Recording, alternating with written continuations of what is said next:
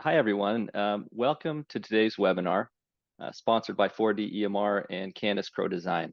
My name is Sean Mahoney. I'm Vice President of Sales for 4D EMR, and it's my pleasure to introduce Candace Crowe and the team.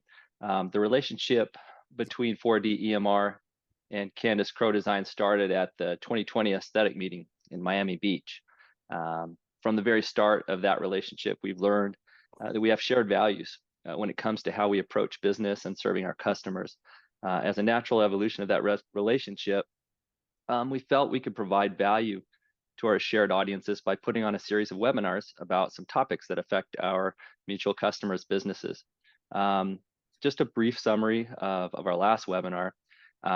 This was the second in a three-part series, marketing series. The last webinar about Bragbook and 4D integration showed how you can quickly, easily, and professionally build your website before and after gallery. Today's topic is the 2024 marketing dilemma. We've got a 20-minute presentation followed by a Q&A period, so please hold questions till the end. And with that, I'd like to, it's my pleasure to introduce Candace and TK. Thank you, Sean. Thank you, Sean. Hi, I'm Candace Crowe, president of Candace Crowe Design, and this is TK, my son, who is Finance and Production VP. Welcome, and thank you for attending our webinar. I want to tell you a little bit about our company. I got my first plastic surgery client in 1999 and fell in love with the industry. At that time, I thought a woman's voice would help patients feel more understood. I also love working with smart people, and plastic surgeons are dang smart. And I love working with artistic people. My background's in art. My degree is actually art. We are a family business. All four of my sons have worked here at some time in their life. TK went to his first trade show at age 15 in New York City. Mm-hmm. He's grown up in the company and he's helped the company grow. I am going to have him tell you a little bit about the company himself and what we do. Thank you for that. Hi, I'm TK. I do a little bit of everything here at Team Candace Crowe. As Candace said, we've been in business for a long time, and about half of our business is the traditional marketing side: websites, SEO, blogging, email campaigns, social media, pay-per-click campaigns, the kind of bread and butter things that practices do to market themselves. The other part of our business is software.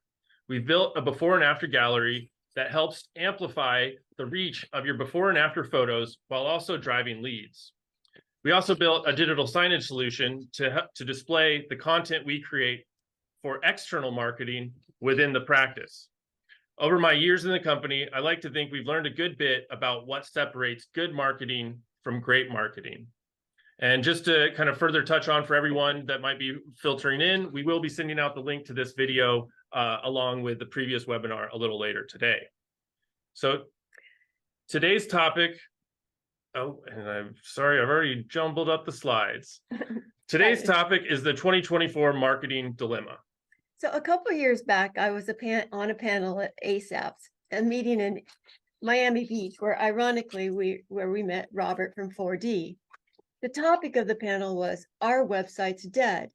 There were a lot of opinions from the experts on the panel, but in general, consensus was they're not dead, but the landscape is changing. Here's how we see the landscape right now. Social versus website problem. Here's what we see. Some physicians heavily invest in social media and don't think they need a big website. They like social, they're popular, they get leads. What else do they need? But the social landscape is always changing too. The algorithms get updated, traffic dies off, a new one pops up, they become pay to play. If you put your focus solely on TikTok, Facebook, or Instagram, how long do you think you can depend on that channel? 3 years, 5 years? When you add the fact that you can easily be deplatformed and censored, even with the best intentions, it really isn't wise to solely focus on your social presence. The truth is, the only two assets you actually own on the web are your website and your email list. And your email list isn't technically on the web, but it's a publishing platform. Problem 2. The next problem is the search engine problem. You might be thinking that, investing in your website is the answer. And well, not so fast. The search gods over at Google are constantly changing up ranking factors in their algorithms. Not to mention the guidelines for marketing in Google Ads are vastly different from other types of brick and mortar businesses. Add into this note that a large portion of searchers won't even hit your website. The evolution of Google Maps and Google Business Profile keeps a large segment of your potential traffic on the Google platform and off your website. And the problem that we all face is the time and money problem. We have limited resources, we have limited staff, and we have limited time to dedicate to our marketing. Every single day we get asked, should I start a TikTok? How do I get more followers on Instagram? Does Facebook still matter? Can you help me get more reviews? Should I build a microsite? Is pay-per-click still effective? Do I need to redo my website? This is the 2024 marketing dilemma. There are more platforms than we have time for, and we seemingly need to be on all of them, or we're going to lose patience. So what do we recommend? What's our answer? We recommend that you build your content foundation. Any of these platforms can work and will work when done well, which takes time, but it's content that drives success. What content are you already creating that you can use in your marketing? Hint, hint, it's before and after photos. So get really, really good at taking photos, getting releases, and then following through and publishing your before and afterwards. In other words, build a strong foundation.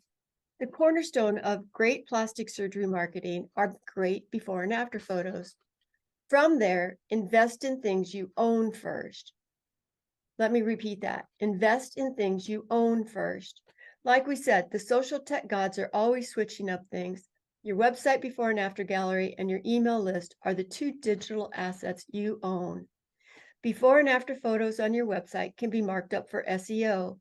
So the more you post, the better you rank. We were taught that blogging is the best for ranking, and to a degree that's true. But before and afters marked up for SEO with a well-written description of the case are essentially a blog. And you're taking them every day. We've done studies, and the before and afters outproduce blogging by 78%. There's a study on our blog on CandaceCrowe.com. You can read about that. Our final webinar next month will be on email marketing. But to summarize something quick, bigger email database, bigger practice value. And email is the fastest way to a booking or a product sale. So next is how to build a strong foundation. Yeah, like we said, the content that you're producing as part of your normal business operations, before and after photos, is and should be your marketing foundation. To get good before and after photos, you have to take good photos. Viewers of your gallery will judge the photos not only on the quality of the result, but also on the uniformity, the consistency, the lighting, and then finally, the quantity of photos. With that, we want to give you some practical knowledge to help you improve your marketing foundation. We have 5 must-dos for you. So number 1 is to create a process for taking before and afters. Have it written down. Add it to your employees manual. Train all your employees on it. Include it in the new employee onboarding. Regularly meet and practice taking before and afters if needed. Discuss the quality of the photos. Seriously, every member of your staff should be capable of taking photos and understand the importance of getting good before and after photos. Yeah, and I'd like to just add a little bit to that. We see a lot of perfectionism, especially from the surgeons, which is great when you're doing surgery. But when you're taking photos, you need to release a little bit of control. Getting your staff to help support you will only help build that solid base of photos that you can consistently post. And then the next point is setting up a photo taking area. In an ideal situation, you have one in each one of your exam rooms. But there are ways to use track lighting and retractable backdrops so that even in small practices, you can still get standardized quality photos. A small practice, a small space is not an excuse for not getting good photos. You can mark up the floor with tape so that the patients are consistently the same distance from the camera, and you can get all the relevant angles. Don't be afraid to use a smartphone or tablet. They've come a long way. I'd also recommend using some kind of overlay so you can see the before and the after and match up, the clavicle to clavicle or bottom of the chin, top of the head. The biggest things are consistent lighting. Lighting is something we can't change too much in Photoshop. Backdrop and distance from the camera. If you want something a little more professional than a smartphone, you might want to explore TouchMD Snap, RX Photo, or Canfield's Vizia. We've had a good experience with all of those. The next step in the process is getting signed releases. You need to incorporate asking for the patient to allow you to show those photos on your website and in your marketing. I know it's awkward. I know it's not the most fun side of it, but the more you ask, the more patients are going to allow you to do that. Isn't even something as simple as, is it okay to share your result with the rest of our community to help people like you consider the results that they can achieve? Be kind, ask nicely, people want to help. All right, then number 5 is take the time to regularly publish those photos to your website and your social platform. We recommend, if you don't do it every day, at least say one day a week is set aside 2 hours to do this. Be sure when you publish them to add rich descriptions in each case. Include demographic details like height, weight, age, gender, and keywords like the procedure name, the parts of the body that have been treated. Aim for 150 words. More is better. Be sure these sets are tagged in your EMR so you can easily find them. So these are our 5 must-dos. We have a complete best practices before and after PDF that will be emailed to you after this webinar. So you've got a good foundation. What can we do to help? Well, Bragbook makes publishing photos to your website easy. It automates the SEO around the procedure the photos are uploaded to, allowing you to increase your authority around the cases you upload to your website. It has photo editing tools to create uniform cases. It also automatically watermarks the photos, creating a more professional presentation. And it can be used on multiple websites.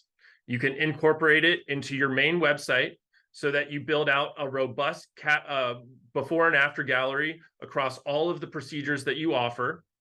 It can also be incorporated into a landing page for a specific type of procedure. Maybe you have a breast aug landing page and you want to put solely breast augmentation photos on that landing page. You can just select the breast aug photos and publish those to a specific landing page. Likewise with a microsite. You can put Bragbook on a microsite and you can have the same photos displayed in a tailored way like on that carousel or something. With carousels, with sliders, with all of the cool features that you want to see your before and afters do. Perfect.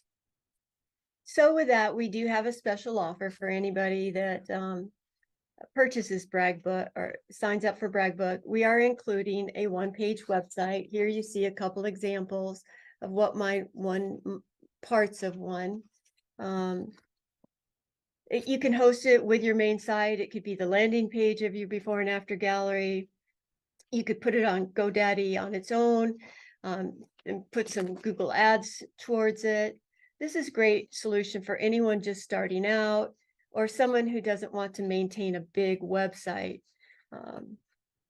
or somebody that does want to just add it to their big website and it becomes the landing page for their before and after gallery. Yeah, and part of the reason behind our focus on before and afters is When you look at the content that gets the most engagement, it's before and afters, and it's great on social media. You can be a little bit more relaxed, but you should also have a professional looking gallery with standardized angles so that patients can see how seriously you take your before and afters. Yeah, it kind of like becomes the hub of all your before and afters. They're all gathered in one place.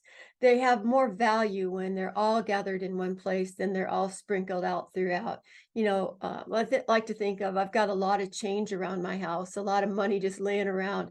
If I gather all that money up together, it's going to be worth dollar bills or $100 bills or whatever, instead of just change laying around my house.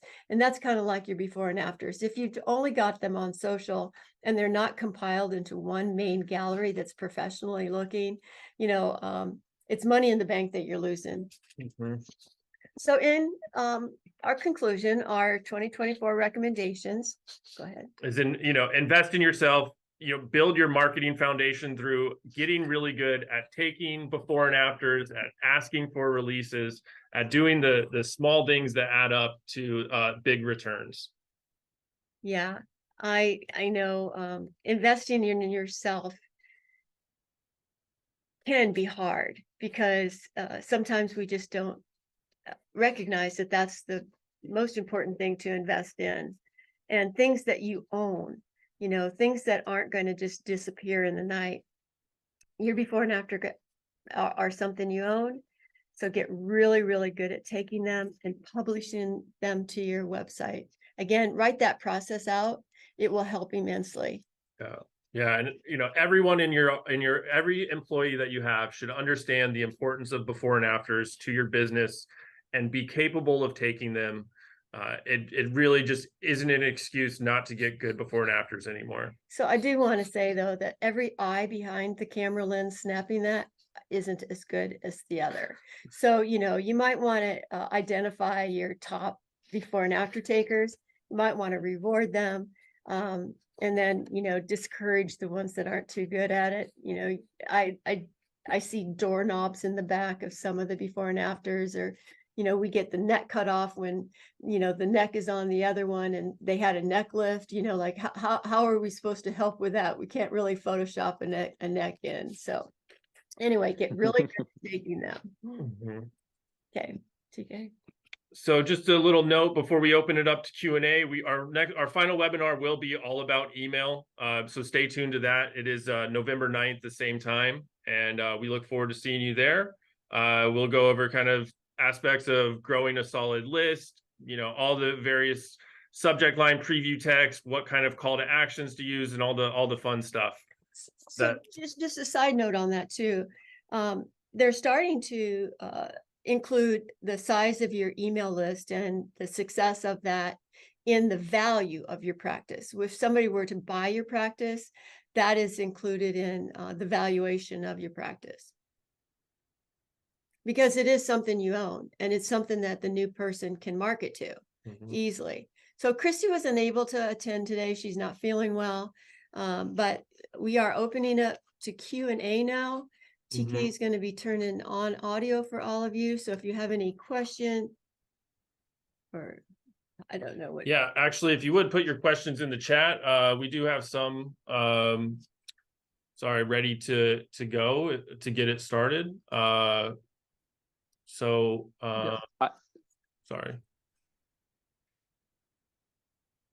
I can go first. I actually do have some questions. Perfect. All right. Can they see our Yeah, I mean, for those who don't know my history before 4D, I do come from a heavy marketing background, so I am enjoying learning about Bragbook. Every time I talk to Candace and her team, I learn a little bit more, so that's fun for me. I am curious about a couple of things. One is, what's one of the biggest obstacles for a practice trying to improve their before and after process? You want me to take that? Yeah, go ahead. Okay. Well, I see a lot of perfectionism, and wanting to hold on to control, I totally understand it. But most practices are made up of a team of employees that are there to support the surgeon. And that's where I think, regularly meeting and discussing the before and afters, training the staff on the process, taking a look at, practicing taking before and afters can really kind of take that load off of the surgeon and help the practice do a better job at capturing before and after photos. Perfectionism, even even when it comes to like lighting and things like that, it's a process that you improve over time. I mean, just get started. It's kind of, that's like the simple advice that everyone gives, but it's rings so true. You know, So I also see the flip side of that, where they're just so bad you can't even use them. I see Hannah's on, and Hannah has, I don't know if we can open up the audio for her, but Hannah came up with a really good solution for their practice. We can't open up the audio to her. Maybe she can suggest that. But anyway, she bought, she used a Cricut and made the floor mats, so didn't have a whole lot of expense there. And then she got a really good lighting system that's portable, that can go into each room. And I'll tell you what, we'll write a little summary about how Hannah did it, because she is doing really good at taking good before and after photos. Great. All right, any other questions? all I have some, but I'm going to wait just a minute. right. Okay. Yeah, please put your questions in the chat if you have any. We'd love to, share more of our knowledge about before and afters, about, even if it's something And what are your thoughts of the one-page website? What, that one-page website can be added to pretty easily. You could add about the doctor, you could add a page for menu of services, but really just, it means like keeping the website under 10 pages. You could add a blog to it. Your before and after gallery, if you have 100 pictures in there, it's going to add 100 pages. So I'd much rather you spend time having a 100-page website built with relevant content that viewers want to read. We've Bragbook comes with a lead generation, and it's called the My Favorites. And we've seen the ROI on that be like 1,900 to 1 and 8,000 to 1 on another practice that uses it another way. So the ROI on your before and afters is your highest ROI you're going to get. So it's worth spending time on your before and afters. You own them. So, Candace, on the before and after shots, so you've got the SEO data built in to the back end of those images. Am I able to track analytics against those like I would with any other link or post? Absolutely. Yeah. TK, you want to? Yeah, I mean, we can see how many times most popular sets, how much traffic the gallery is getting, how many conversions from the gallery, all the standard data that you would expect with a website or a web page is included with Bragbook. Awesome. Yeah. And, That's great. just to kind of, I guess, talk about analytics a little bit, all the websites we see, the before and after gallery is the, number 1 or number 2 page across the board. Yeah. And the other one would mostly likely be about the doctor. About the doctor. And then menu of services. Yeah. Okay. Yeah, thanks. You're welcome. Well, if we don't have any other questions, we can close we can wrap it up. We can wrap it up. Yeah. Last minute questions. All right. We really thank you all for attending, and we love your feedback. Bragbook was built on feedback. 10 years ago, we started it, and consistently we get good feedback from you all of, add a sort feature, add an undo for censor, just little tiny things to make your day easier. Add a check before publishing, like maybe you have an admin that adds the before and afters, and then they don't get published right away. The physician would come in then and review them and then hit publish. So all those recommendations have come from you. So don't ever be afraid of telling us how to do our job better. We really want to do a better job. Yep. All right. Thank you again, and thanks to Sean to help putting this on, and we look forward to seeing everyone again in a month. Absolutely. And if you haven't checked out 4D EMR, please book a demo with Sean. It's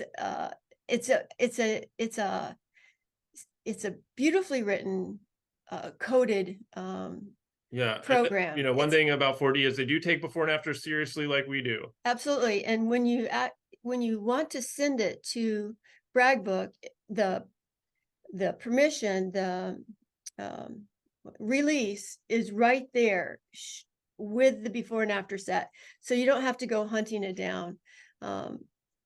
There you go. That's my pitch for 4D. Thanks, you guys. And I wanted to thank you both for putting this on. This is great. All right. Awesome. Thank Thanks, you. Sean. All right. Thanks, Bye-bye. everyone. Thank you.